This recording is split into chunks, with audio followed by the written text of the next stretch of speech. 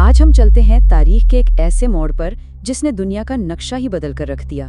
ये कहानी है पैगंबर इस्लाम हज़रत मोहम्मद सल्लल्लाहु अलैहि वसल्लम की इब्तिदाई ज़िंदगी की, एक ऐसी दास्तान जो एक बहुत बड़ी, एक अजीम तहरीक की बुनियाद बनी। तो ये कोई आम कहानी नहीं है, बल्कि ये इंसानी तारीफ का एक फैसला कुन मोड़ है। इस तज़किये में हम यही देखेंगे कि आखिर कैसे एक शख्स ने तन्हा एक ऐसी दावत शुरू की जिसके मानने वाले आज पूरी दुनिया में 2 अरब से भी ज़्यादा हैं। तो चलिए पहले ये समझते हैं कि ये सब शुरू कहाँ से हुआ। इस ज़माने के अरब को जाहिलियत का दौर कहा जाता है, यानी जहालत का दौर। आइए ज़रा इस दौर की हकीकत को करीब से देखते हैं ताकि हमें अंदाज़ा हो कि ये तब्दीली कितनी बड़ी थी। ज़रा सोच कर देखें, एक ऐसी दुनिया जहां इंसानियत बिल्कुल तारीकी में डूबी हुई थी।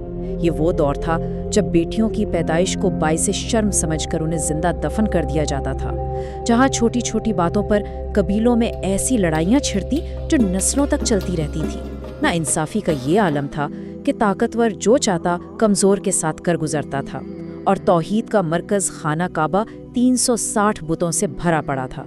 माशरे के सबसे कमज़ोर लोग यानी औरतें और यतीम, उनका तो कोई पूछने वाला ही नहीं था। इसी घटाटोप अंधेरे में सन 571 ईस्वी में मक्का की सरजमीन पर एक बच्चे ने आंख खोली, मोहम्मद। उनकी ज़िंदगी की शुरुआत ही ऐसे गहरे दुखों से हुई जिन्होंने आगे चलकर उनकी शख्सियत को तराशने में एक बहुत अहम किरदार अदा किया। सोचिए, वो दुनिया में आने से पहले ही अपने वालिद अब्दुल्ला का साया खो चुके थे। फिर जब वो सिर्फ 6 साल के हुए तो माँ की ममता भी छिन गई, और उसके ठीक 2 साल बाद 8 साल की उम्र में उनके दादा अब्दुल मुत्तलिब, जो उनके वाहिद सहारा थे, वो भी इस दुनिया से चले गए। एक के बाद एक तमाम दुनियावी सहारे उनसे छीन लिए गए। तो इसके पीछे इस्लामी रिवायत के मुताबिक एक बहुत गहरी इलाही हिकमत थी। ये गोया अल्लाह की तरफ से एक पैगाम था कि उनका असल और वाहिद सहारा सिर्फ और सिर्फ वही है। इन्हें मुश्किलात ने उनके दिल में कमज़ोरों के लिए बेपनाह हमदर्दी और सब्र पैदा किया, और उन्हें आने वाली अजीम जिम्मेदारियों के लिए तैयार किया। दादा के बाद उनके चचा अबू तालिब ने उनकी जिम्मेदारी संभाली। चचा के माली हालात कुछ ज़्यादा अच्छे नहीं थे, तो आपने बहुत छोटी उम्र से ही मेहनत करना शुरू कर दी। आप सहरा में बकरियां चराते थे। इस काम ने ना सिर्फ आपको सब्र और जिम्मेदारी सिखाई, बल्कि शहर के हंगामों और बुराइयों से दूर फितरत के करीब रहकर गहराई में सोचने का मौका भी दिया। जवानी की दहलीज पर कदम रखते ही आपका किरदार और आपकी शख्सियत पूरे मक्का में एक मिसाल बन गई। आपकी सच्चाई और अमानतदारी के चर्चे हर जुबान पर थे, और यही आपकी पहचान बन गई। एक ऐसी पहचान जिसका इम्तिहान एक बड़े नाजुक मौका पर होने वाला था। मक्का वाले आपको अस्सादिक यानी सच बोलने वाला और अल अमीन यानी अमानतदार कहकर पुकारते थे। इस ज़माने में इस कबायली माशरे में जहाँ एतबार मिलना बहुत मुश्किल था, लोगों को आप पर इतना भरोसा था कि अपने साथ पराए, दोस्त, दुश्मन सब अपनी सबसे कीमती चीज़ें आपके पास इमानत रखवाते थे। यही किरदार आपकी सबसे बड़ी पहचान था।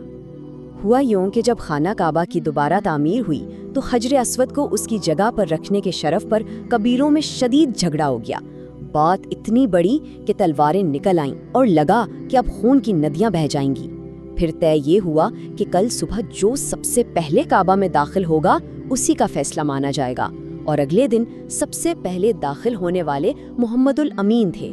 आपने कमाल हिकमत से काम लिया।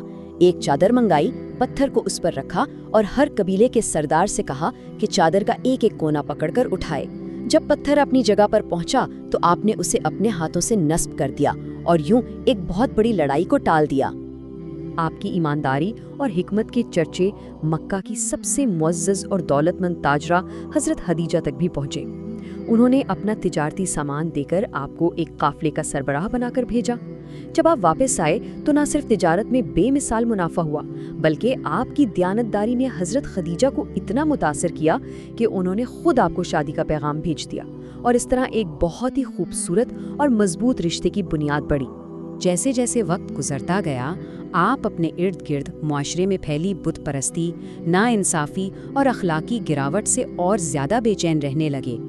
ये बेचैनी आपको भीड़ से दूर تنہائی کے سکون کی طرف لے گئی، اور یہی تنہائی تاریخ کے سب سے بڑے انقلاب کا نقطہ آغاز بننے والی تھی۔ آپ اکثر مکہ کے شور سے نکل کر قریب ہی ایک پہاڑ جبل نور پر بنی ایک چھوٹی سی غار میں چلے جاتے۔ اس کا نام تھا غار حرا۔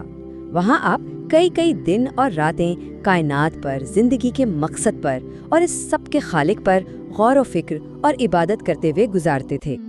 پھر ایک رات جب آپ کی عمر 40 برس تھی، آپ اسی غار میں گہری سوچ میں گم تھے کہ اچانک ایک نوری مخلوق فرشتہ جبرائیل آپ کے سامنے ظاہر ہوئے اور ایک ہی لفظ کہا، اقرا، یعنی پڑھو۔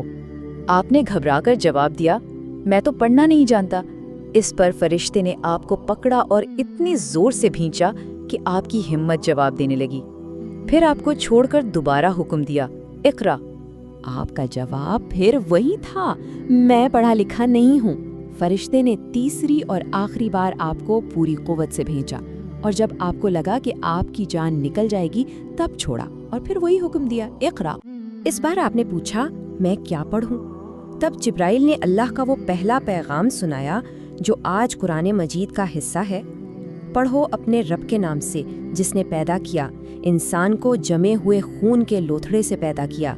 پڑھو، اور تمہارا رب سب سے زیادہ کریم ہے، جس نے قلم کے ذریعے سکھایا، انسان کو وہ سکھایا جو وہ نہیں جانتا تھا۔ یہ نبوت کا آغاز تھا۔ یہ تجربہ کسی بھی انسان کے لیے ناقابل تصور حد تک شدید اور خوفناک تھا۔ تو اس کے بعد کیا ہوا؟ کس نے سب سے پہلے اس بات پر یقین کیا؟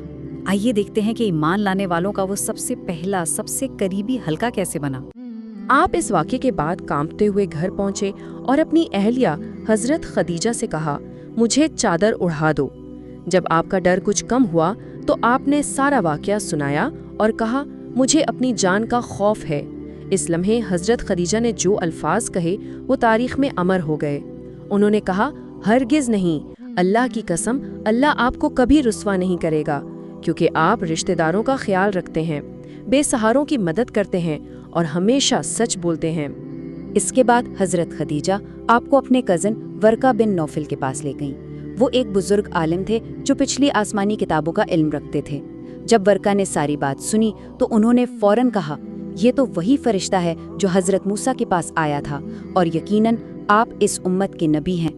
اور اس طرح تاریخ میں جس ہستی نے سب سے پہلے اسلام قبول کیا وہ آپ کی اپنی اہلیہ حضرت خدیجہ تھیں۔ ان کے بعد آپ کے ساتھ رہنے والے آپ کے نوجوان کزن حضرت علی، آپ کے جگری دوست حضرت ابو بکر اور آپ کے آزاد کردہ غلام حضرت زید بن حارثہ ایمان لائے۔ یہ اسلام کی بالکل شروعات تھی، خاموشی سے، صرف چند مخلص دلوں کے ساتھ۔ اور یہ ہمیں اس آخری سوال پر لا کھڑا کرتا ہے، آخر وہ پیغام جو ایک تنہا شخص نے ایک غار کی خاموشی میں سنا، وہ کیسے دنیا کے کونے کونے میں گونج اٹھا، اور آج اسے ماننے والوں کی تعداد 2 ارب سے بھی زیادہ کیسے ہو گئی؟